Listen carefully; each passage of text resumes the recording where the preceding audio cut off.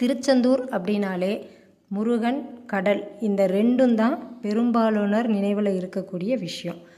திருச்செந்தூர் மண்ணை பூர்வீகமாக கொண்ட குழந்தைகள் ரொம்ப சந்தோஷப்பட்டுக்கோங்க. அவங்க முருகனோட பரிபூரண அருளை பெற்றவர்கள். சிலர் முருகனின் பரிபூர்ண அருளை பெற்று அவர் செய்யும் வேலைகளையும் செஞ்சிட்ருப்பாங்க. சுனாமி நேரத்தில் பார்த்திங்கன்னா நிறைய கடல்கள் கொந்தளிச்சிச்சு. திருச்செந்தூர் கடல் மட்டும் உள்வாங்குச்சு. அந்த மண்ணை பூர்வீகமாக கொண்ட குழந்தைகளில் சிலர் உள்வாங்கும் திறன் கொண்டவர்கள். அவர்கள் பிறரின் எண்ணங்களையும் உணர்வுகளையும் உள்வாங்கி அதற்கு தெளிவு தேவைப்பட்டது எனில் தெளிவான எண்ணங்களையும் உணர்வுகளையும் அவர்களுக்கு உள்ளுணர்வாக உணர்த்திவிடும் திறன் பெற்றவர்கள். முருகனே இதைத்தானே செஞ்சிட்ருக்கிறாரு.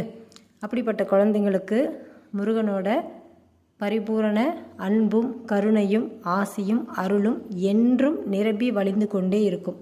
அவங்க குழந்தை பருவமாக இருந்தாலும் சரி, வளர்ந்த பெரியவர்களானாலும் சரி, முருகன் என்றைக்குமே அவங்களுக்கு தேவையான விஷயங்களை பார்த்து பார்த்து செஞ்சு கொடுத்துட்டே தான் இருப்பார்.